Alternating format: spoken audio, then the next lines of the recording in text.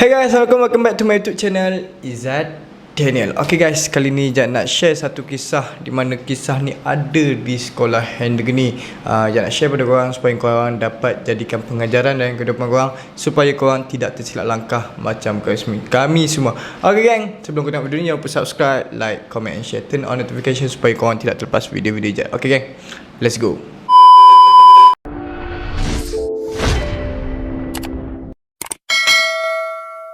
Okay gang, kisah ni macam gini. Kisah ni pernah viral satu ketika dahulu pada tahun 2015 ataupun 2016. Ijat pun tak ingat dah tahun dia berapa. So kisah dia macam gini. Dia dia terlibat dengan dadah seawal umur dia 13 tahun. 13 tahun waktu tu umur apa?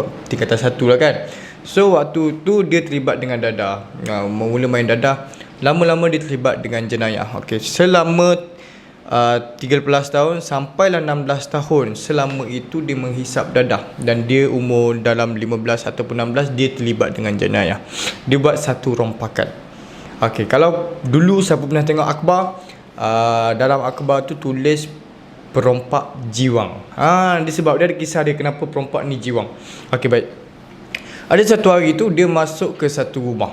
Dia masuk ke satu rumah di kawasan Kedah ataupun Perak. Tak silap Ijat, Kedah kot. Jadi Ijat tak dapat mentionkan nama dia. Ijat tak dapat mentionkan nama dia. Mungkin ini satu aib bagi dia.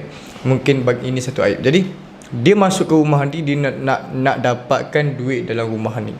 Okay, dia pun dah map rumah ni lama. Dan dia masuk dengan kawan-kawan dia. Perompak ni dia tak akan masuk seorang-seorang tau. Kalau yang jenis kering, yang jenis hati memang tak ada hati punya, dia akan masuk seorang-seorang. Jadi dia masuk dengan kawan-kawan dia. Dia masuk dengan kawan-kawan dia. Dia ambil barang-barang. Dan waktu tu dia dapat barang kemas, laptop, telefon, duit. Dan kenapa dia digelar perompak jiwang? Okay, dalam rumah tu ada seorang perempuan. Seorang perempuan yang cantik waktu tu. Dia cerita dekat Ijat. Ijat jumpa dia dalam Handegani. Dan dia pun merupakan pengawas dalam sekolah Handegani. Okay, kalau kita tengok di penjara-penjara besar, orang yang blue shoot ataupun yang dah lama di penjara tu, dia akan dapat bebas. Dia akan dapat satu kad dan dia bebas pusing-pusing dalam penjara tu. Begitu juga dekat Handegani. Handegani tak ada blue shoot. Handegani baju pengawas. Baju pengawas ni berbeza dengan baju-baju penghuni yang lain. So kalau penghuni pakai baju putih, seluar putih. Kalau pengawas dia pakai baju putih macam guard tu dan seluar hitam. Dekat bahu pengawas tu ada pangkat dia. 1 balak, 2 balak, 3 balak. Okay, macam tu blue shoot.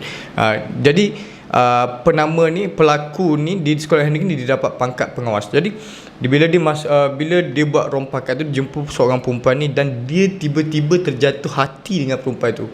Ijat tak dapat bayangkan. Dalam merompak rumah orang, lepas tu ada hati pula nak adjust perempuan tu. Memang tak lah kan. Tiba-tiba dia macam tak nak rompak rumah tu kan. Tapi disebabkan kawan-kawan dia pun terpaksa rompak rumah tu. Dia waktu tu, bila dia dah jatuh hati tu, dia pergi buka dia punya topeng. Ijat rasa ni satu apa ni, kejadian di luar jangkaan. Dah biasa orang yang merompak-rompak ni, dia tak akan tunjukkan identiti dia. Tapi dia ni boleh buka dia punya topeng. Ijat rasa sebab tu kantoi. Dan tak lama kemudian tu, bila dia dah rompak, dia jatuh cinta, dia cakap, dia jatuh hati, dia buka topeng dia pun Eja. Dan perempuan tu, rumah dah kena rompak dah. Mestilah dia takut kan. Dia takut. Memang takkan terima lah dia Ejaz. Ijaz pun tak tahu apa yang dia cakap dalam Ejaz. Tapi dia memang adjust perempuan tu. Dia cerita kat Ejaz, dia memang adjust. Dia nak dapatkan perempuan tu. Lepas tu perempuan tu reject dia. Perempuan dia tak nak. Takut kan. Perempuan tu macam menjerit kan. Bila perempuan tu dah menjerit dalam rumah tu, dia pun keluar lagi rumah. Tak sampai beberapa minggu pun. Tak sampai berapa tak lama lah, dia dah dikesan. Dia dapat ditangkap tu. Mungkin disebabkan polis, dia disiasat oleh polis. Dia cam muka. Mungkin dalam polis ni ada luki-luki muka. Bila dapat je buat muka dia pun wanted. Dia pun wanted dekat Kedah ke Perak je, tak silap. Tak tahu je, tak ingat ke mana. Jadi bila dia dah wanted, polis cari dia semua. Dalam dia tangkap pada umur 16 tahun.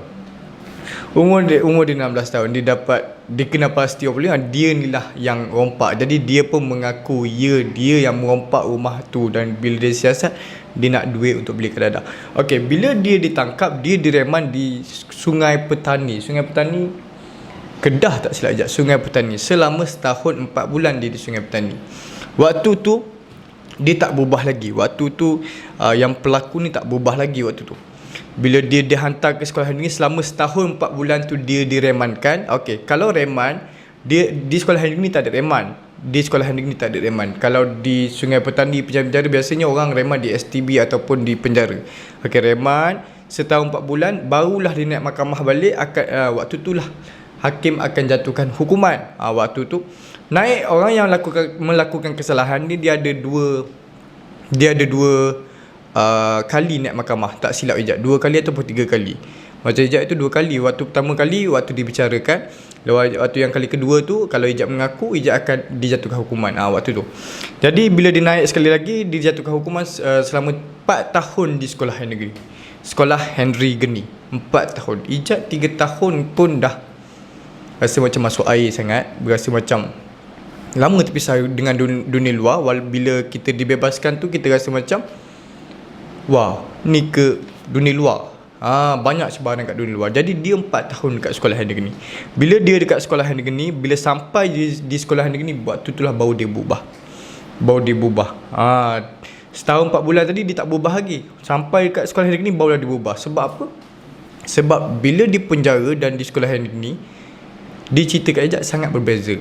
Di penjara ni macam makan tidur je dia cerita kat Ijat. Bila di sekolah negeri pun penjara juga, tapi sekolah negeri ni banyak menekankan kepada disiplin, mengikut undang-undang. Jadi kat situ dia belajar tentang agama, dan dia pun mewakili hafazan untuk sekolah negeri ni. Suara dia memang mantap. Ijat pernah Ijat hafazan juga. Ijat sekali dengan dia, Ijat dapat dengar suara dia dan Ijat belajar daripada dia. Memang suara dia memang mantap. Setiap kali dia pergi pertandingan di luar sekolah negeri ni, dia dapat nombor pertama, nombor 1 setiap pertandingan hafazan yang dia ikuti. Dan dia bila dah bebas dekat sekolah ni, dia pengawas. Bila dia pengawas, dia jaga budak-budak dia satu je. Dia tak nak budak-budak tak semayang. Budak-budak tak semayang berjemaah, ada budak baring waktu semayang ke, itu je yang dia tak nak. Dia ni pengawas tau. Bila pengawas, dia dapat pantau budak-budak dalam dom.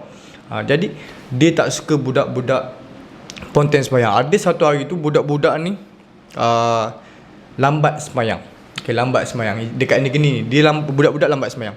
Dia pun mental lah, bengang budak-budak lambat semayang jemaah. Dia pergi ambil air, dia jirus satu bilik tu, bagi banjir. Dia suruh budak bangun semayang. Jadi jirus. Memang kalau budak-budak tak semayang, dia paling pantang. Itulah yang perompak jiwang itu tadi. Okey gang, kejap Ijat nak promote satu baju Jentera Perjuangan. Ijat pakai baju Jentera Perjuang, di mana baju ni baju baru daripada Jentera Perjuang sempena Hari Kemerdekaan yang ke-64. Diorang akan launchkan pada 31 ataupun 30 hari bulan. Macam mana korang dapatkan baju ni? Korang boleh pergi ke Instagram Jentera Perjuang Official. So korang boleh dapatkan baju kat situ, murah-murah je. Baju pun sedap dipakai, kain pun kain lembut. So korang boleh dapat kat situ gang. Okay, jom sama tengok video.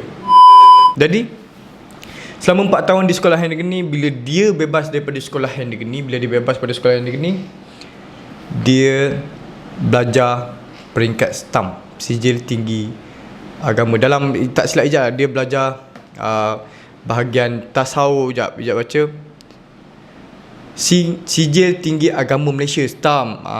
Dan dia ambil kos Tahfiz Quran dan Tahfiz Quran. Itulah dia. Dia dekat sekolah negeri ni, dia ambil 8 subjek ataupun 9 subjek. 9 subjek.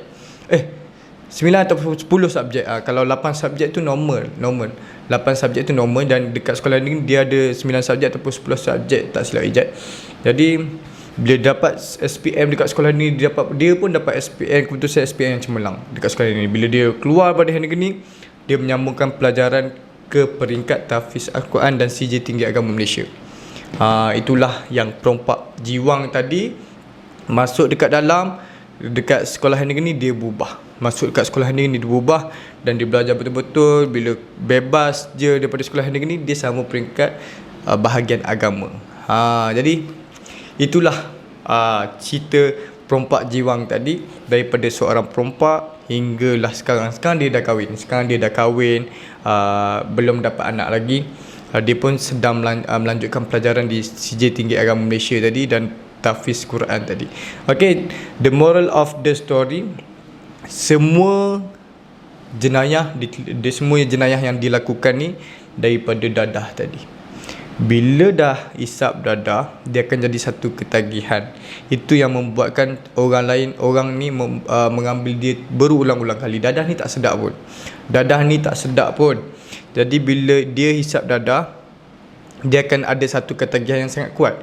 Ketagihan itulah yang membuatkan seseorang tu nak ambil lagi. Dan bila dah lama berhenti dadah, dia ada satu perasaan rindu tau. Perasaan rindu nak isap dadah. Dia macam rindu kat kekasih lah. Rindu macam dekat awek ke boyfriend ke kan. Jadi dah lama kita tinggal ni, tiba-tiba aku teringat lah ex aku dulu. Macam itulah dadah. Dia akan rasa macam perasaan rindu. Jadi waktu tu dia kena ada kekuatan. Satu je yang Ijat pegang, bila kita jaga hubungan kita dengan Tuhan, insya-Allah Allah akan jaga kita.